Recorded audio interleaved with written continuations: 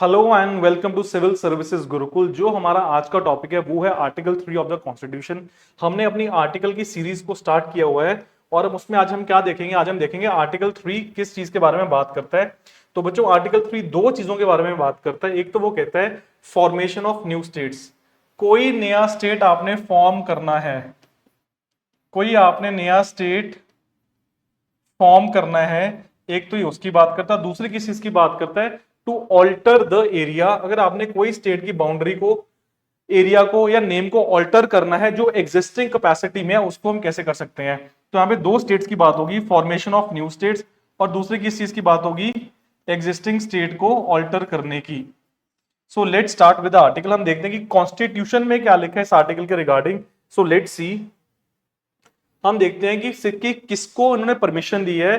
तो कॉन्स्टिट्यूशन ने पार्लियामेंट को परमिशन दी है कि पार्लियामेंट बाय लॉ, पार्लियामेंट में बाय लॉ वो क्या क्या कर सकता है, या तो वो न्यू स्टेट को फॉर्म करेगा, form a new state by separation of territory from any state. कोई स्टेट है, इसके अंदर से हमने इसकी टेरिटरी को सेपरेट करना है, तो हम बोलेंगे कि उन्होंने क्या कर दिया, उन्होंने एक न्यू स्टेट एक्स वाई का क्या कर दिया, दो सेपरेट स्टेट्स बना दिए हैं। और बाय यूनाइटिंग टू और मोर स्टेट्स, अगर कोई दो स्टेट्स हैं वो सेपरेटेड हैं, कोई दो स्टेट से सेपरेटेड है, उनको ज्वाइन भी कर सकता है। और by uniting any territory to a part of any state, कोई यहाँ पे एडजॉइनिंग टेरिटरी है तो पार्लियामेंट लॉ पास करके उसको इस स्टेट के साथ क्या कर सकता है, जोड़ सकता है। तो आर्टिकल क्या कहता है, आर्टिकल कहता है कि जो आपका पार्लियामेंट है या तो वो न्यू स्टेट बना देगा कि कोई स्टेट है उसको सेपरेट करके, या फिर कोई दो सेपरेटेड स्टेट्स हैं उसको ज्वाइन कर देगा, या वो किसी टेरिटरी को यूनाइट कर देगा स्टेट के साथ। सेकंड का कहता है it can increase the area of any state. अगर पार्लियामेंट लॉ पास कर दे किसी भी स्टेट के एरिया को इंक्रीज करने के लिए, तो जो स्टेट है उसका एरिया क्या हो जाएगा, उसका एरिया इंक्रीज हो जाएगा। नेक्स्ट क्या है, diminish the area of any state. अगर पार्लियामेंट चाहे किसी स्टेट के एरिया को डिमिनिश करने के लिए, तो उसका एरिया भी क्या हो जाएगा, उसका एरिया भी वो क्या कर देगा, डिमिनिश कर देगा।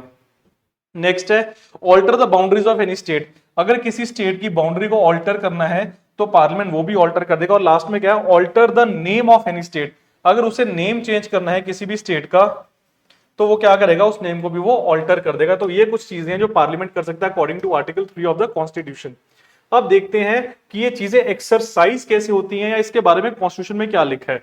तो कॉन्स्टिट्यूशन में लिखा है, पार्लियामेंट में, सॉरी इसमें लिखा है कि provided that no bill for the purpose shall be introduced in either house of the parliament except on the recommendation of the president, and unless where the proposal contained in the bill affects the area, boundary or name of any states, the bill has been referred by the president to the legislature of that state for expressing its views thereon within such period as may be specified in the reference, or within such further period as the president may allow on the period and the period so specified or allowed has expired।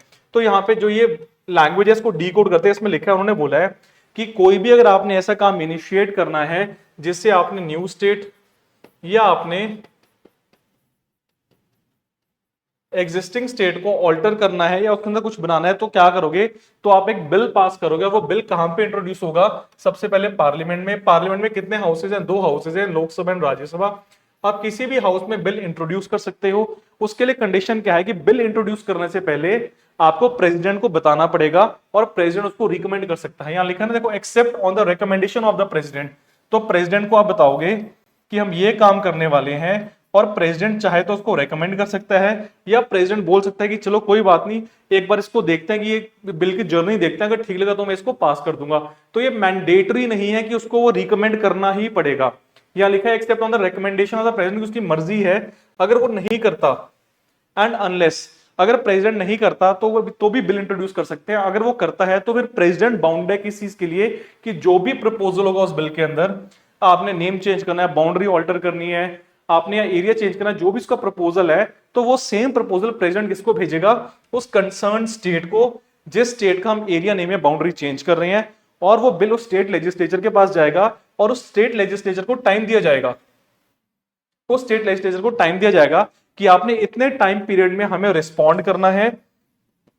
अगर state legislature कहता है president को कि जो आपने response का time हमें बोला वो कम है, हमें और टाइम चाहिए, तो वो और टाइम भी ले सकता है रिस्पॉन्स का, और वो स्पेसिफाइड टाइम पीरियड में प्रेसिडेंट को क्या करेंगे, रिस्पॉन्स देंगे, और अगर नहीं वो स्पेसिफाइड टाइम पीरियड आपका लैप्स हो जाता है तो हम बोलेंगे कि वो चीज क्या होगी, एक्सपायर होगी है। तो जो पार्लियामेंट करना चाहती है वो कर सकती है। कहने का मतलब क्या है कि अगर कोई भी ऐसा बिल आता है नेम बाउंड्री को ऑल्टर करने के लिए स्टेट की, तो वो बिल कौन पास करेगा, या कहां पे इंट्रोड्यूस होगा, पार्लियामेंट में, कहां पे, Lok Sabha and Rajya Sabha, on the prior recommendation of the president, की प्रेसिडेंट को बता दिया जाएगा उनसे, या उनसे पूछा जाएगा कि हम कर दें।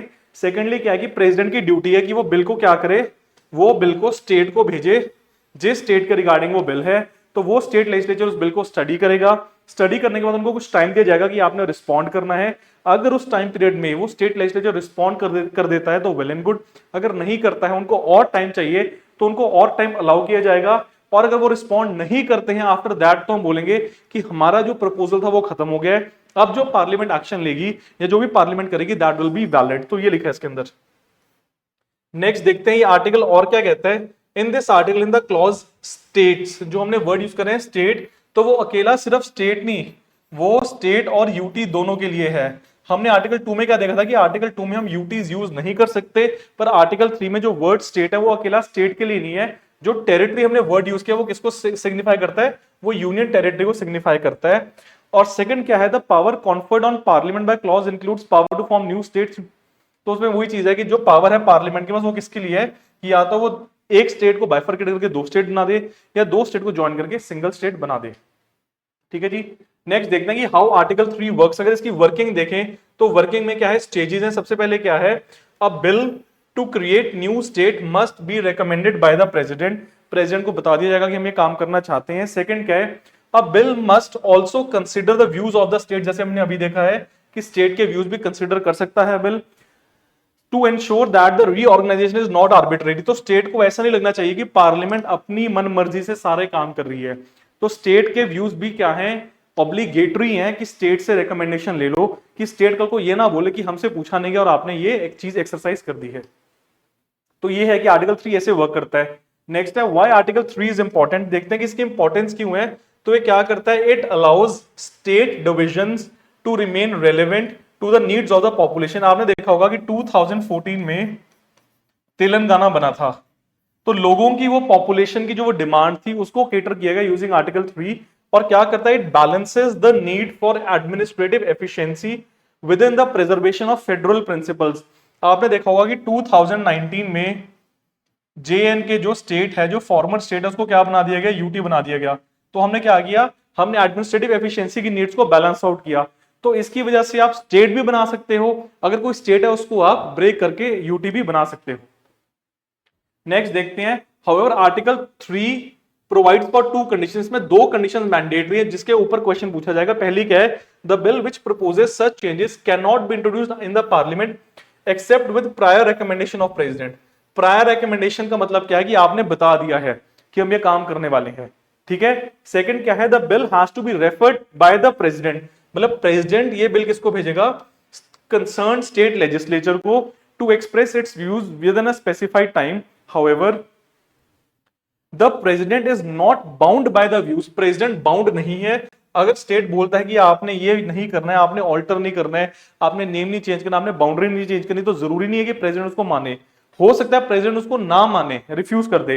Express by the legislature further more in this case, in the case of union territory no such reference is required to be made to the concern legislature. तो आपको पता है कि यूटी के पास अपना लॉ मेकिंग हाउस नहीं है, तो यूटी के पास अपना जैसे लेजिस्लेचर नहीं है 3 यूटीज को छोड़ के, तो उसके लिए हमारी जो सेकंड कंडीशन है वो हमें कंप्लीट करने की जरूरत नहीं है। ठीक है जी, बड़ा सिंपल लिखा है इसके अंदर। फिर देखते हैं जी presidential reference to state legislatures. हम कहते हैं कि प्रेसिडेंट क्या करता है। अब यहां पे हम बात करेंगे कि कितने दिन दिए जाते हैं और काम कैसे होता है। सबसे पहले क्या है, when a bill related to article 3 is to be introduced, the president must first refer it to the concerned state legislature। President ने बिल किसको भेजा, स्टेट के लेजिस्लेचर को। सबसे पहले प्रेसिडेंट ने recommendation the, yes you can introduce the bill. Bill कहां पे इंट्रोड्यूस हुआ, आपका पार्लियामेंट में। सेकंड क्या किया, साथ के साथ ही प्रेसिडेंट ने वो बिल कहां भेजा, स्टेट के लेजिस्लेचर को। The state legislature is given a time limit usually of 30 days, मतलब 1 महीना दिया जाता है, to express the views. 30 days का टाइम दिया गया। However, its views are not binding on the parliament or the president। फिर वो क्या करेगा, स्टेट लेजिस्लेचर एक रिपोर्ट वापस भेजेगा किसको, प्रेसिडेंट और पार्लियामेंट को, कि जो आप चीज करना चाहते हो वो हमें एक्सेप्टेबल है या नहीं है। तो यही वे है। वे में हमने क्या देखा, सबसे पहले बिल कहां पे इंट्रोड्यूस होता है, पार्लियामेंट में। किसकी रिकमेंडेशन पे? प्रेसिडेंट की। तो प्रेसिडेंट ने बिल को रिकमेंड किया, ओके, और साथ साथ प्रेसिडेंट ने इसको कहां भेज दिया? स्टेट लेजिस्लेचर को। तो स्टेट विद इन 30 डेज अपने व्यूज किसको रिप्रेजेंट करेगा? इधर पार्लियामेंट और प्रेसिडेंट को, और बताएगा कि जो आप काम करना चाहते हो वो ठीक है या गलत है। ठीक है जी। नेक्स्ट देखते हैं introduction of the bill. Bill introduce कैसे होगा? आफ्टर रिसीविंग द व्यूज और after the time expires the bill can be introduced in either house of the parliament. मतलब जब स्टेट लेजिस्लेचर अपने रिकमेंडेशंस दे देगा विद इन 30 डेज, या अगर उसने कोई एक्स्ट्रा टाइम मांगा है, या उसके बाद बिल एक्सपायर हो गया, तो वो बिल कहां पे जाएगा? दोबारा पार्लियामेंट में। अब पार्लियामेंट के किसी भी हाउस में उसको इंट्रोड्यूस कर सकते हैं। Only the president can recommend the introduction of such a bill. तो प्रेसिडेंट रिकमेंड करेगा, हाँ जी आप इंट्रोड्यूस कर लो, तो बिल कहां पे जाएगा? पार्लियामेंट के अंदर इंट्रोड्यूस होगा। नेक्स्ट देखते हैं जी पार्लियामेंट का क्या प्रोसीजर है। The bill goes through normal legislative procedure या प्रोसेस। इसका मतलब क्या है कि ये कॉन्स्टिट्यूशनल अमेंडमेंट एक्ट नहीं है। कल हमने डिस्कस किया था, ये किसके अंडर नहीं आएगा? ये आर्टिकल 368 के अंडर बिल्कुल भी नहीं आएगा। It does not require the consent of the affected state, only consultation. Consultation word क्या है? कि जो अफेक्टेड स्टेट है, जिसका नेम, एरिया, बाउंड्री अगर आप कुछ भी चेंज कर रहे हो, उसको सिर्फ कंसल्ट किया जाएगा, उसके व्यूज बाइंडिंग नहीं है। आपने दो चीजें हम बहुत इंपॉर्टेंट है याद करना। क्या? कि जो भी स्टेट लेजिस्लेचर है जिसका एरिया, नेम या बाउंड्री आप ऑल्टर कर रहे हो, उसके जो व्यूज हैं वो क्या हैं? वो सिर्फ कंसल्टेटिव प्रोसेस या प्रोसीजर हैं, वो बाइंडिंग नहीं है। और सेकंड क्या है कि ये नॉर्मल लेजिस्लेटिव प्रोसीजर है, इसके लिए आर्टिकल 368 कॉन्स्टिट्यूशन को अमेंड करने की रिक्वायरमेंट नहीं है। ठीक है जी। नेक्स्ट देखते हैं जी प्रेसिडेंशियल असेंट। इसमें क्या है? वंस पास्ड बाय पार्लियामेंट, अगर एक बार पार्लियामेंट ने इसको पास कर दिया, it goes to the president for assent and once signed it becomes a law. अगर प्रेसिडेंट ने भी इसको असेंट दे दिया तो अब बिल क्या बन गया है? लॉ। चीज आई किस फॉर्म में थी? बिल के फॉर्म में। कहां पे? पार्लियामेंट में। उसके बाद कहां गया था? पहले प्रेसिडेंट के पास भेजा गया, उन्होंने स्टेट लेजिस्लेचर को दिया, स्टेट लेजिस्लेचर ने अपने व्यूज बताए, उसके बाद उसको पार्लियामेंट में इंट्रोड्यूस किया गया, दोनों हाउसेज ने पास कर दिया, फिर किसको भेजा गया? प्रेसिडेंट को असेंट के लिए। उसके बाद ये क्या बन गया? ये लॉ बन गया। ये जर्नी है किसकी? बिल की। फिर देखते हैं जी मेजोरिटी कौन सी यूज करते हैं। जो मेजोरिटी की बात करते हैं तो यहाँ पे मेजोरिटी यूज करते हैं सिंपल मेजोरिटी। ये क्या होता है? A majority of members present and voting in each house of the parliament. अब आपको पता है मेजोरिटी समझते हैं, for suppose there are 100 students in the class, तो ये क्या कहता है? मेजोरिटी क्या होता है? 50% प्लस 1, उसको क्या बोलेंगे? मेजोरिटी। 50% माइनस 1 को क्या बोलते हैं? माइनॉरिटी। इसको क्या बोलते हैं? तो मेजोरिटी। तो ये कहता है कि आपको क्या चाहिए? सिंपल मेजोरिटी चाहिए। मतलब अगर 51 लोग बोल रहे हैं ओके तो चाहिए, पर इसका एक छोटा सा कैच इन्होंने क्या दिया? Members present and voting. इसको समझने के लिए लेट्स सी, हम कहते हैं कि हमारे हाउस में कितने बंदे हैं? फॉर सपोज हम बात करते हैं राज्यसभा की, तो राज्यसभा में कितने मेंबर्स हैं? 250। तो मेजोरिटी का फॉर्मूला क्या कहता है? 50% प्लस 1, मतलब 250 डिवाइडेड बाय 2 प्लस 1 कितना हो गया? 125 प्लस 1 कितना हो गया? ये 126। ये नॉर्मल है कि ये नॉर्मल है किस चीज का? ये मेजोरिटी का नॉर्मल फॉर्मूला है। पर यहां पे वर्ड क्या यूज किया है? Present and voting. इसमें हम देखते हैं कि आज जब राज्यसभा में ये चीज डिस्कस होनी थी तो हमने देखा कि कितने लोग प्रेजेंट हैं। अब 250 में से 200 लोग प्रेजेंट थे। अब उसके बाद देखा कि जब ये चीज डिस्कस हो रही तो हमने बोला कि इस चीज को हमने वोटिंग के लिए पुट करना है। तो वोटिंग के लिए हमने देखा कि इन 200 में से ओनली 150 पीपल जो प्रेजेंट थे और जो वोट कर रहे थे। तो अब मेजोरिटी कैसे कैलकुलेट करनी है? क्या अब आपने मेजोरिटी इस 250 नंबर पे कैलकुलेट करनी है? नहीं। अब मेजोरिटी किस पे कैलकुलेट होगी? इसके ऊपर फॉर्मूला लगाएंगे। फॉर्मूला क्या है? 150 बाय 2 प्लस 1 मतलब 75 प्लस 1 कितना हो गया? 76। तो हम कहते हैं कि अगर 76 लोग यस बोल देंगे तो ये सिंपल मेजोरिटी से ये बिल आपका क्या हो जाएगा? पास हो जाएगा। आपने फॉर्मूला समझना है। मेजोरिटी का मतलब क्या? 50% प्लस 1। माइनॉरिटी क्या होता है? 50% माइनस 1। तो अगर हम हाउस की मेजोरिटी कैलकुलेट करेंगे तो कैसे करेंगे? अगर राज्यसभा में 250 मेंबर्स हैं तो हमने 250 को क्या किया? 2 से डिवाइड किया और प्लस 1 किया, तो कितना आया? 126। पर ये फॉर्मूला क्या कहता है बिल में कि प्रेजेंट एंड वोटिंग होने चाहिए।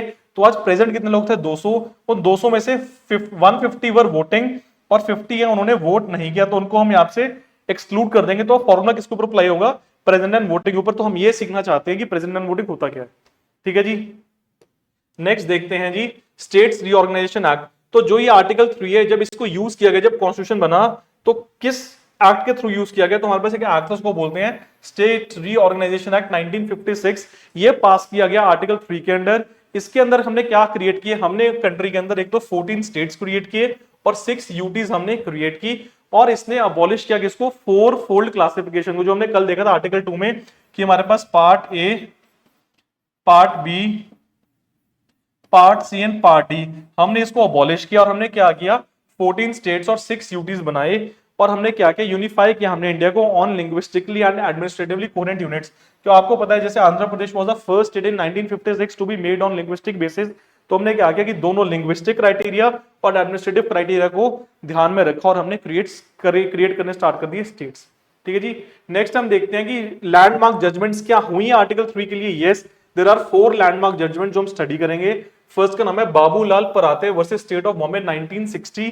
तो इसने क्या किया, इसने चैलेंज किया किसको, स्टेट रीऑर्गेनाइजेशन एक्ट को, जिसके थ्रू आपने 14 स्टेट्स और 6 यूटीज बनाई, उसको चैलेंज किया गया और बोला गया कि जो formation of bilingual Bombay state arguing it वॉलेटेड the constitution and fundamental rights. इसमें क्या हुआ, जो बॉम्बे स्टेट है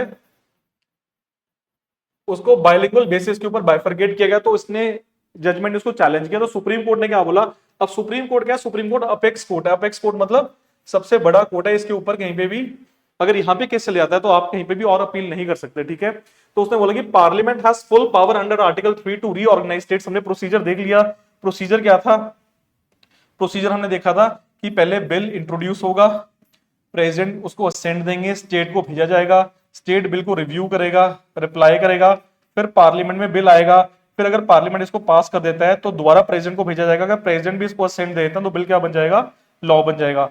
तो ये सारा प्रोसीजर लिखा हुआ है। तो सुप्रीम कोर्ट ने बोला ठीक है, parliament has the full power, कोई यहाँ पे चैलेंज की बात ही नहीं है। सेकंड क्या है, the procedure in article 3 is complete and exhaustive. तो जो ये प्रोसीजर है बहुत बड़ा, बहुत एग्जॉस्टिव प्रोसीजर है, और ये क्या है, ये पूरा कंप्लीट प्रोसीजर है। थर्ड क्या बोला, consent of state is not required, only consultation with the concern state legislature. तो उन्होंने बोला कि हमें जरूरी नहीं है कि स्टेट एग्री करे, हो सकता है स्टेट डिसएग्री भी कर जाए, हो सकता है स्टेट डिसएग्री कर जाए तो कोई दिक्कत नहीं है। हमने स्टेट को बताया कि आप टाइम लो, आप सोचो और अपना रिप्लाई फॉर्म करके हमें वापस करो। सो हमने बोला कि सिर्फ कंसल्टेशन चाहिए, हमें कॉन्करेंस नहीं चाहिए। लास्ट में क्या बोला, no violation of federal structure occurs because India is a union of states not a federation of sovereign states, reaffirm parliament supremacy in altering state boundaries and creating new states. तो हमने बोला, जैसे हमने देखा था आर्टिकल 1 में, India क्या है, इंडिया है यूनियन ऑफ स्टेट्स। तो हमने बोला कि हम फेडरलिज्म को तो वॉयलेट कर ही नहीं रहे हैं, क्यों, क्योंकि हम स्टेट स्पेसिफिक नीड्स को फुलफिल कर रहे हैं, जो लोगों की डिमांड है हम उसको पूरा कर रहे हैं। और अगर हमें लगता है कि एडमिनिस्ट्रेटिव एफिशिएंसी के लिए चीजें जरूरी है तो कंट्री कर सकती है। हमने बोला कि हम कंट्री का जो फैब्रिक है उसको डिस्ट्रॉय नहीं कर रहे हैं, जो कंट्री का सोशल फैब्रिक है हम उसको डिस्ट्रॉय नहीं कर रहे हैं, पर जो सोशल फैब्रिक है हम उसको एनहांस कर रहे हैं कि जैसे लोगों की नीड्स है उस हिसाब से आपका काम हो जाए। तो ये हमारी फर्स्ट जजमेंट है, उसको बोलते हैं Babulal Parate versus state of Bombay. तो यहाँ पे सुप्रीम कोर्ट ने बोला कि जो आपका आर्टिकल 3 है दैट इज ओके, कोई भी दिक्कत नहीं है इस चीज के अंदर। सेकंड हमारे पास है जजमेंट, ये भी बड़ा फेमस एक लैंडमार्क केस है, Berubari union case versus of 1960। तो वेस्ट बंगाल का केस है, हम आगे आगे देखेंगे। अभी बाद में आपकी 100th कॉन्स्टिट्यूशनल अमेंडमेंट एक्ट के थ्रू ये एक चीज को क्या किया गया, प्रोसीजर को अप्लाई किया गया। तो यहां पे कहता है issue was whether the secession of Indian territory to Pakistan required a constitutional amendment और नॉट। अब 1947 में हम आजाद हुए, अगर हम बात करें तो बेरूबारी यहाँ पे है, वेस्ट बंगाल यहाँ पे है जिसको ईस्ट पाकिस्तान बोला गया, और यह क्या है आपका वेस्ट पाकिस्तान, जो प्रेजेंट डे पाकिस्तान है। तो बोला गया कि जो वेस्ट बंगाल के अंदर हमारे पास एक टेरिटरी थी, कौन सी, बेरूबारी। ठीक है, अब ना सर साइरल रेडक्लिफ ने क्या किया था, इंडिया को बाइफरकेट किया था या एक लैंड बाउंड्री लाइन ड्रॉ की थी, तो उसके बाद ये प्रॉब्लम क्रिएट हुई। तो बोला गया, सुप्रीम कोर्ट ने बोला कि ceding territory to a foreign state. अब यहां पे बोला क्या गया था, बेरूबारी क्या था, एक छोटा सा जलपाईगुड़ी डिस्ट्रिक्ट है, जलपाईगुड़ी डिस्ट्रिक्ट है, कहां पे, वेस्ट बंगाल में। अब बेरूबारी क्या था कि बेरूबारी ऐसे हैमलेट्स थे या स्मॉल एरियाज थे जहां पे maximum majority of the population was Muslim और माइनॉरिटी वाज हिंदूज। तो जब बाइफरकेट किया गया तो मुस्लिम्स ने कहां जाना था, वेस्ट बंगाल, सॉरी बांग्लादेश जाना था वेस्ट बंगाल से। तो हमने बोला मुस्लिम्स को कि आप जा सकते हो, हमें कोई दिक्कत नहीं है, पर उनकी लैंड इंडिया में रहेगी। ऐसे ही कुछ हैमलेट्स बांग्लादेश में थे जहां पे majority of the population was Hindus and minority was Muslims. तो उन्होंने कहां पे आना था, उन्होंने इंडिया के अंदर आना था। तो वो जो आदान प्रदान है, जो एक्सचेंज ऑफ पीपल है वो तो हुआ, पर एक्सचेंज ऑफ टेरिटरी नहीं हो पाया। तो उसके लिए केस आया तो यहां पे इंडिया में से मिस्टर नेहरू और बांग्लादेश से मिस्टर नून, बान की नून, तो उन्होंने एक एग्रीमेंट साइन किया, उसका नाम था नेहरू नून एग्रीमेंट। ठीक है, इसको देखते हैं इसमें क्या है। seceding territory to a foreign state is not covered under article 3। तो सुप्रीम कोर्ट ने बोला कि जी आप नहीं दे सकते, गलत है। क्यों? क्योंकि आर्टिकल 3 क्या कर रहा है, आर्टिकल 3 इंडिया के अंदर, आर्टिकल 3 इंडिया के अंदर इंटरनली न्यू स्टेट्स क्रिएट कर सकता है या नेम, बाउंड्री और टेरिटरी को ऑल्टर कर सकता है। seceding territories requires a constitutional amendment act under article 368। अब जो ये कॉन्स्टिट्यूशनल अमेंडमेंट एक्ट है, इसके लिए हमें क्या चाहिए बच्चों, स्पेशल मेजोरिटी। क्या चाहिए? Special majority. अभी हमने क्या देखा था कि आर्टिकल 3 के लिए हमें क्या चाहिए, सिंपल मेजोरिटी। तो यहां पे क्या आ गया, यहां पे कॉन्फ्लिक्ट आ गया। थर्ड क्या बोलता है, article 3 applies only to internal reorganisation that is within India, clarified the limits of article 3, it cannot be used to secede Indian territory to another country. तो हमने बोला, तो सुप्रीम कोर्ट ने बोला कि साहब जो आप ये काम कर रहे हो आर्टिकल 3 यूज करके, इससे आप सिर्फ इंटरनल सेग्रीगेशन कर सकते हो। आप इंडिया की जो टेरिटरी है उसको ऐसे ही किसी फॉरेन कंट्री को नहीं दे सकते। तो that this judgement made it clear कि अगर इंडियन गवर्नमेंट चाहे अपनी टेरिटरी किसी और कंट्री को देना, तो वो सिंपल मेजोरिटी के थ्रू नहीं होगा। उसके लिए आपको क्या चाहिए, स्पेशल मेजोरिटी। और उसके लिए आपको कॉन्स्टिट्यूशन को अमेंड करना पड़ेगा। क्यों? क्योंकि आर्टिकल 1 ने बोला कि जो हमारे स्टेट्स हैं, हमने उसकी आपको एक टेरिटरी डीमार्क करके दे दी है, अगर अब आप हमारी टेरिटरी किसी और को दोगे तो आप हमें वॉयलेट कर रहे हो। ठीक है, तो उसके लिए क्या चाहिए, स्पेशल मेजोरिटी अंडर आर्टिकल 368। तो बेरुबरी यूनियन केस में बोला गया कि अब अपनी टेरिटरी किसी और कंट्री को secede नहीं कर सकते। थर्ड आपका आता है जी Mangal Singh versus union of India. तो ये पंजाब में जो पेप्सू रीजन है उसके लिए था, concern the merger of PEPSU into Punjab. तो हमारे पास एक रीजन था Patiala and east Punjab state union, उसको मर्ज किया गया पंजाब के अंदर। तो यहां पे सुप्रीम कोर्ट ने क्या बोला, parliament is not bound by the views of the state legislature. हमने प्रोसीजर में देखा था कि ये सिर्फ क्या है, कंसल्टेशन है, कि पार्लियामेंट बाउंड नहीं है स्टेट प्रोसीजर से। Article 3 is not violative of federalism because the union is indestructible, not the states. Reiterated that India is not a federation of independent states. States have no veto over territorial changes। तो हमें पता है कि federalism में कि state independent नहीं हो सकते। हमने आर्टिकल 1 में सारी डेफिनेशंस देखी हैं। हमारी कंट्री क्या है, यूनियन गवर्नमेंट है। तो बोला कि नहीं, जो आर्टिकल 3 से किया जा रहा है वो बिल्कुल ठीक है, स्टेट के पास कोई पावर नहीं है कि वो इंडिया को छोड़ के इंडिपेंडेंट हो जाए। फोर्थ हमारी है Kuldip Nayar versus union of India. तो इसमें किस चीज को टारगेट किया गया, फेडरलिज्म को। क्यों? क्योंकि हमने देखा बार बार जो सुप्रीम कोर्ट है वो फेडरलिज्म को कोट कर रहा है। तो इसमें हमने देखा not directly about article 3 but discuss federalism and the role of states in constitutional structure. हमने कहा कि स्टेट्स के पास क्या पावर है कॉन्स्टिट्यूशनल स्ट्रक्चर में, उसको स्टडी करते हैं। सुप्रीम कोर्ट ने क्या ऑब्जर्व किया, Indian federalism is quasi federal with unitary tilt. हमने बोला जो हमारा ये मॉडल है फेडरलिज्म का, जो हमने कनाडा से बोरो किया है, यहाँ पे यूनियन है, यहाँ पे स्टेट्स है। हमने बोला कि जब तो नॉर्मल फंक्शनिंग चल रही है तो स्टेट के पास अपनी पावर है, यूनियन के पास अपने सब्जेक्ट्स हैं, अपनी पावर है। वो लिखा कहां पे है, 7 शेड्यूल में। किसके थ्रू, हमारे पास 3 लिस्ट है, union list, state list and concurrent list. तो हमने बोला कि स्टेट के पास अपनी पावर है, यूनियन के पास अपनी पावर है। नॉर्मल फंक्शनिंग में दोनों ही एंटिटीज स्टेट एंड जो आपके यूनियन गवर्नमेंट है अपने अपने डोमेन में काम कर सकते हैं और उनको कोई भी रोकेगा नहीं, दे आर इंडिपेंडेंट। ये नॉर्मल फंक्शनिंग में। अगर कोई अब नॉर्मल सर्कमस्टांसेस आते हैं कि स्टेट को भी प्रॉब्लम है, तो हमारा मॉडल क्या बन जाएगा, कंप्लीटली यूनिटरी। तो हमने बोला कि हमारा मॉडल ना ही कंप्लीटली यूनिटरी है, ना ही कंप्लीटली फेडरल है। हमारा मॉडल क्या है, हमारा मॉडल क्वासी फेडरल है। अकॉर्डिंग टू कंडीशन ये क्या करता है, अपने आप को अडेप्ट कर लेता है। ठीक है जी। तो states are creation of the constitution and can be reorganised without their consent. हमने प्रोसीजर देखा है। reinforces the centralized character of Indian federalism relevant for understanding article 3। तो उन्होंने बोला कि जो यूनियन गवर्नमेंट है उसके पास पावर है, वो कर सकती है, किसी को भी कोई ऑब्जेक्शन नहीं है। ठीक है जी। फिर नेक्स्ट देखते हैं कि what was Berubari union case और 100th कॉन्स्टिट्यूशनल अमेंडमेंट एक्ट क्या है। तो यहां देखते हैं, Berubari union was a small territory in Jalpaiguri district of West Bengal near the India East Pakistan border. जो अब बांग्लादेश बन गया 1971 के बाद, उसके बॉर्डर पे छोटा सा टाउन था। A dispute arose after Radcliffe Line Division 1947, जिसने इंडिया पाकिस्तान को क्या किया, बाइफरकेट किया। About whether this area belong to India और पाकिस्तान। इन 1958 नेहरू नून एग्रीमेंट, जो हमने बात की थी बान की नून वाली, Nehru Noon agreement was signed between India and Pakistan to resolve border issue. India agreed to transfer half of Berubari union to Pakistan. India ने एग्री किया, पर यह चीज एक्सरसाइज नहीं हुई। क्यों एक्सरसाइज नहीं हुई? इसके लिए हमें कॉन्स्टिट्यूशन को अमेंडमेंट करने की जरूरत थी और आर्टिकल 368 यूज होना था स्पेशल मेजॉरिटी के साथ। तो हमने ये चीज प्रॉमिस तो कर दी, पर ये एक्सरसाइज नहीं हुई। ठीक है जी। फिर अब देखते हैं कि इसका सोल्यूशन निकला कब। इसका सोल्यूशन निकला बच्चों 2015 में। इसका सोल्यूशन बच्चों निकला 2015 में।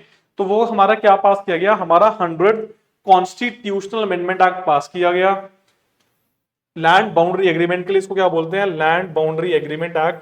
Amended the first schedule of the constitution, जो हम कर रहे हैं ये फर्स्ट शेड्यूल कर रहे हैं। Change the boundaries of Assam, West Bengal, Tripura and Meghalaya. तो इसने 4 स्टेट्स को टारगेट किया, असम, वेस्ट बंगाल, त्रिपुरा एंड मेघालय को। इसमें हम चेंजेस लेकर आए। Formalise the transfer of territories between India and Bangladesh. जो आपके 1958 में टेरिटरीज प्रॉमिस थी, वो आपकी 2015 में ट्रांसफर की गई। Enabled the exchange of enclaves. तो हमने क्या किया? हमने 111 एनक्लेव्स बांग्लादेश को दिए, बांग्लादेश ने इन एक्सचेंज हमें 51 एनक्लेव्स दिए। और हमने क्या इंश्योर किया? Citizenship rights. Residents were given the option to choose their nationality. जो हमारे एरिया में रेजिडेंट थे, हमने पूछा कि आप बांग्लादेश के बनना चाहते हो या इंडियन रहना चाहते हो, आपकी मर्जी है। Most opted to stay in their current location become citizen of the country. तो मैक्सिमम जो लोग थे, जिस वो करंट सिनेरियो में रह रहे थे, वो सिनेरियो में रहे और उन्हें अपने हिसाब से अपनी कंट्री की मेंबरशिप को चूज कर लिया गया। तो ये आपका आर्टिकल 3 जो इंटरनल रीऑर्गेनाइजेशन की बात करता है। पार्लियामेंट के पास पावर है, प्रेसिडेंट प्रायरली रिकमेंड करेगा, स्टेट लेजिस्लेचर को बिल भेजा जाएगा। अगर वो ओके करते हैं तो ठीक है, अगर ओके नहीं करते हैं तब भी कोई इश्यू नहीं है। क्यों? क्योंकि हमने सिर्फ कंसल्टेशन करनी है। तो हम कहते हैं it is mere an eye wash, कि आप स्टेट से पूछो पर उनकी बात नहीं मान रहे। सेकेंडली क्या है, एक बार बिल दोनों हाउसेज में पास हो जाएगा तो प्रेसिडेंट उसको क्या कर देगा? अगर प्रेसिडेंट उसको असेंट कर दे तो वो क्या बन जाएगा? एक्ट बन जाएगा। इस सारे प्रोसीजर को कंप्लीट करने के लिए what we require a simple majority of present and voting, that is 50% +1 of present and voting. हमें कॉन्स्टिट्यूशन को अमेंड करने की जरूरत नहीं है, it is a normal procedure. इससे क्या हुआ था? इससे इंडिया में 14 स्टेट्स एंड 6 यूटीज बने थे।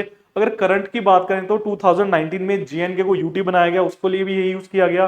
2014 में तेलंगाना को सेपरेट स्टेट बनाया गया, उसके लिए भी यही यूज किया गया। और जो आपका 2015 है, जो हमारा लॉन्ग कंटेस्टेड टॉपिक था between India and east Pakistan या इंडिया एंड बांग्लादेश, तो वो एक्सरसाइज किया गया। जो हमने प्रॉमिस किया था वो भी इसके थ्रू एक्सरसाइज किया गया। पर उसके लिए हमने क्या किया? उसके लिए हमने कॉन्स्टिट्यूशन को अमेंड किया, आर्टिकल 368 यूज की। और हमने क्या किया? 2015 में अपनी जो एनक्लेव्स है उसको ट्रांसफर कर दिया।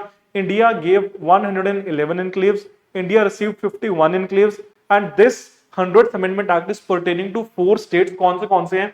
Assam, West Bengal, Tripura and Meghalaya. So that is all for today. आज हमने देखा कि आर्टिकल 3 को कैसे यूज कर सकते हैं और कॉन्स्टिट्यूशन को हम कैसे माइनरली चेंज कर सकते हैं। Thank you.